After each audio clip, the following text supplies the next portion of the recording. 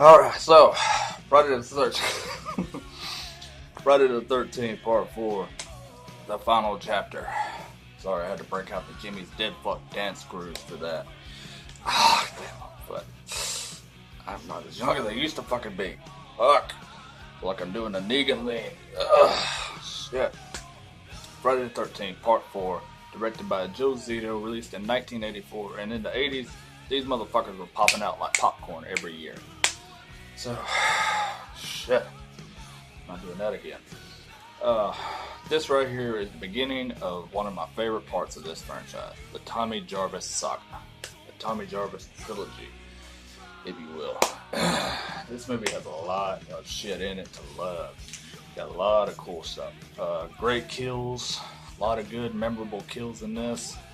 The music, once again, like the past 3 films, has been top notch, really done very well. Awesome soundtrack. That song featured in this video is by Lion. Love is a Lie. No copyright. No copyright at all. So YouTube, don't fucking do me wrong, man. Don't fucking remove this song because it's too fucking awesome to remove. Oh yeah, and like I said, the beginning of the Tommy Jarvis saga. In this one, it picks up exactly where Part 3 left off. At the end of part 3 with Higgins Haven, and you get up immediately picked up. Just like I said, Halloween is going to have a lot of parallels in this. At the end of Halloween 1, you pick up with Halloween 2, exactly where that one left off. This one does the same thing. And you're brought to the hospital, the Wessex County morgue, where Jason's body has been delivered by the paramedics. And it's interesting because when they get to the hospital, they pass a room with a family sitting in there crying. And I'm assuming that's family members of the victims from part 3. So it's what I've always thought. You know, and you're introduced to Axel, the medical examiner. And this guy's like a total fucking pervert. You know, he's eating a sandwich, putting it on Jason's dead body, and he's beating off to fucking jazzercising videos in the morgue and the fucking ice room where they keep the bodies on ice. Tries to fuck this nurse and she ain't having it. She's just not into dead guys. She's not into banging right next to a corpse. And I gotta say, I don't blame her at all. That's pretty fucking disgusting if you ask me. So I don't know what the fuck she saw in Axel. I mean, he plays around with dead bodies and maybe she thought that was a bad boy thing, but it's just, yeah. You know, it's like, the funniest line though out of this whole movie is thanks to that guy when he goes, "Holy Jesus jumping Christmas shit! Holy Jesus fuck! Holy Jesus goddamn! Holy Jesus jumping Christmas shit!" Yeah, we have Axel thanks for that. Like I said, it's good kills, and his kill is one that's very memorable because Jason grabs this motherfucker and turns his head completely around, twists that motherfucker around. Ted White as Jason is badass in this. I really like Ted's version of Jason. Even better than Richard Brooker. I thought Ted did a very damn good job. And interestingly enough, Ted, doubled for guys like John Wayne and all these other legends in the Western movies. And when he met Tom Savini on set, Tom said that he went up to him and said, I've also did stunt work in my career. And Ted was like, "Oh yeah, I've heard that about you." And he's like, "Well, you're a special effects artist, so what do you know? Just stick to what you do and I'll do my job." And after that, Tom was like, "What the fuck? That's kind of rude, man." And he walked up to him and asked him about it. He's like, "When you told me that just now, I was offended because I did stunt work in my career." And he was like, "Oh yeah, well, I've heard that about you." And after that, they became friends. So it was almost a fight on set between the two, but thankfully they became best buds. The rest is history. Let's see. Corey Feldman did damn good in this. He was a great as Tommy Jarvis. He's really charismatic. Comes over very well in this.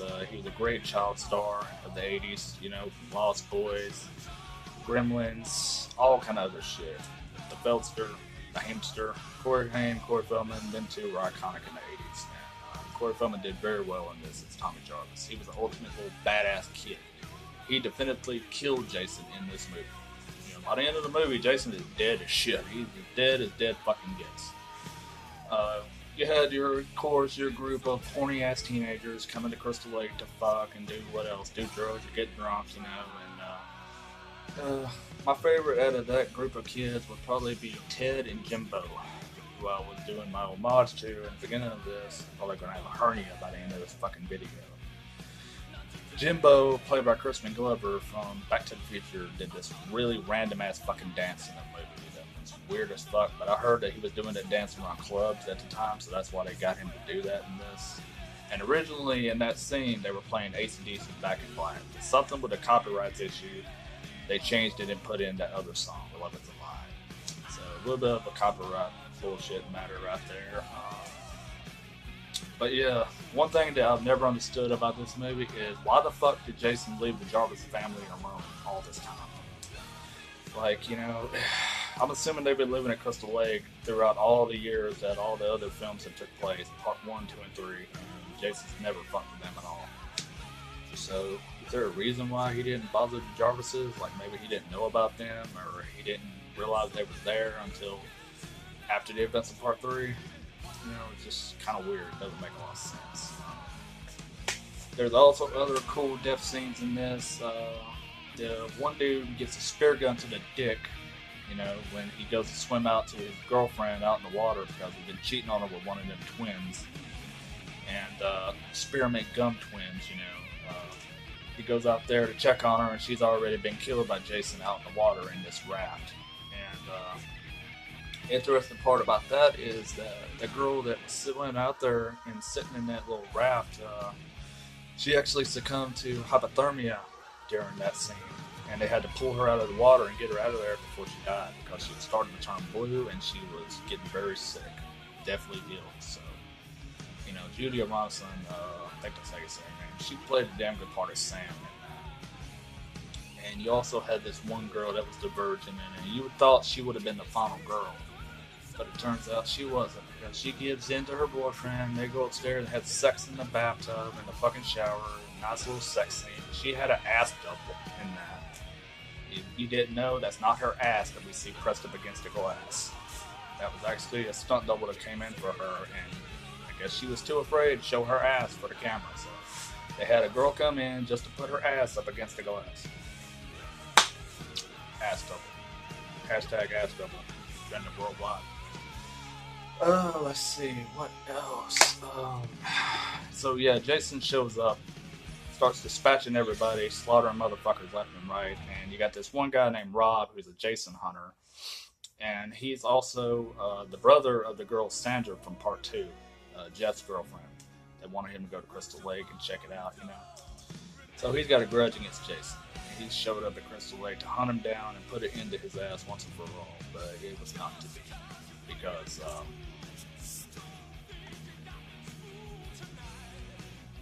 was trying to pause that so I can take a damn drink. I guess my shit ain't working today.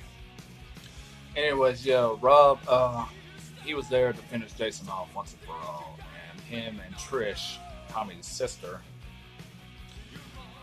they get together and they decide to go back to the house and check on Tommy, you know, but because her dumbass left her brother there by himself with a homicidal maniac on the loose. It's already killed everybody at this party house, even Ted's drunk ass who died watching a stag film from the 1920s, and he smoked real weed for that movie too. That's the reason why he looked so damn lucid and fucked up and shit, because he was legit tripping balls. He was high as shit on real marijuana when he filmed that scene right there. But yeah, Rob and Trish get back, and that's when they're encountered with Jason in the Jarvis house, because he's already killed the mom. She dies off screen. We don't even get to see her death, which I wish we could have. But Trish, this is where I'm going to start leading into my negatives of this movie. Trish was a fucking idiot. So, Ashley, I agree with you, man. As a final girl, Trish shouldn't have been the final girl. They could have picked a stronger character or made a different character or something, because Trish did some stupid ass shit, man. I mean, she's a fucking dumbass. Okay, let's see. First thing she did that was really fucking stupid. When she goes into the house with Rob, and he goes down there into the basement to fight Jason, he gives her a weapon or something, you know, or tells her to stand there, stay back, stay behind me, because he wants to pull that macho, big, badass bullshit. And he goes down into the fucking dark-ass fucking basement. Jason grabs him and starts killing him with a garden claw. And this dude is literally hollering, "Trish, run! Run! He's killing me!" And what does the dumb bitch do?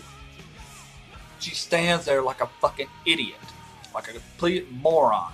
Just, instead of running up the fucking stairs and getting the hell out like he said, she wasted the opportunity he gave her. He gave her a moment to get the fuck out of the house and go get Tommy and get the hell out. No, she stands there like a dumbass. While Rob's getting beat to fucking death. You know, he's literally hollering, he's killing me. But this dumb bitch just stands there like a complete dipshit. And then finally she goes, you know, and realizes he's dead and tries to leave, but Jason grabs her fucking foot. And, basically. Oh my god. I hate this shit.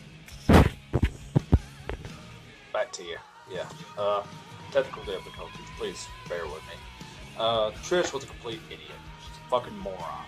Because, she just is. She's a dumbass. She's the worst of the final girls so far in these films.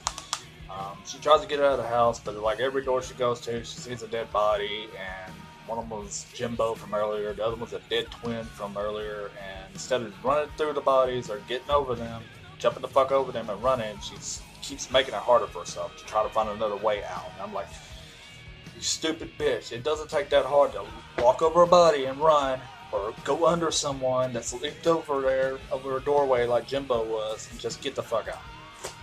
That's all you had to do. But no, she takes the time to bash open a window and jump through it.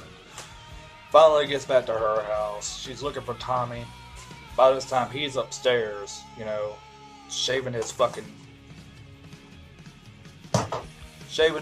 head so he can look like Jason, because he has the news article clip of young Jason and the artist description showing what Jason looked like. And he wants to fuck with Jason's head, because Tommy is also a mask maker. And trivia fact for you is that the character of Tommy Jarvis is named after Tom Savini, the special effects makeup artist that did a perfect fucking job in this movie.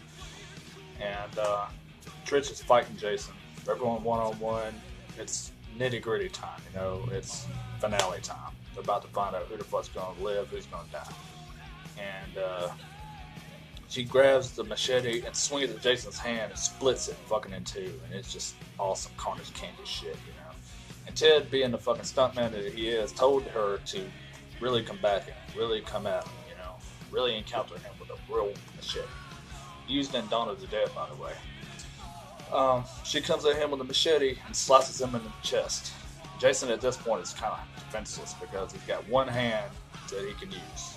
And he goes to throw her down on the floor and do whatever he can to try to strangle her, I guess. Little Tommy comes flying down the stairs and says, "Jason!" He turns around and Jason is mystified. He's fucking mesmerized because in his mind, that's him. You know, he sees his younger self in Tommy. And Tommy's like, don't you remember Jason? You know, and he's really fucking mesmerized by this shit. He's walking up to him very slowly, you know, as if to touch his younger self and remember and reflect back to who he was as a young child, you know, and who he was when he got bullied and drowned. So the ending's very cool. I love the ending of this. One of the best endings in the franchise. Funny enough, they were going to have an alternate ending where Tommy, even though he was a mask maker and did all these cool ass masks, he also was pretty good with props. And he created this device that was a microwave, and he was going to put it on Jason's head and cook Jason's head from the inside out and just explode the motherfucker like a pizza. You know, and that to me would have been cool as fuck, but they decided that it would have been too sci-fi for Friday the 13th, and they wanted to stick to the formula, so I think it would have been cool to see it either way. Yeah, that was the alternate ending we never got. And also there was a deleted scene where the Trish goes upstairs and sees her mother laying in a bathtub full of blood. You know, and her eyes roll open wide, and Jason's behind her about to kill Trish, so there's all kind of deleted alternate endings out there on YouTube and anywhere else you can find it, you know. But yeah, that pretty much covers Friday 4. You know, next week I'll be getting into part 5 and 6, so look forward to that. And let me know if I left anything out, you know, or if I covered everything. And let me know what you thought about Friday the 13th part 4. Is it your favorite? Is it your least favorite? If you have any problems with it, let me know. And let's talk about it in the comments below. Like, share, subscribe, and I will hit y'all up next week. So God bless you.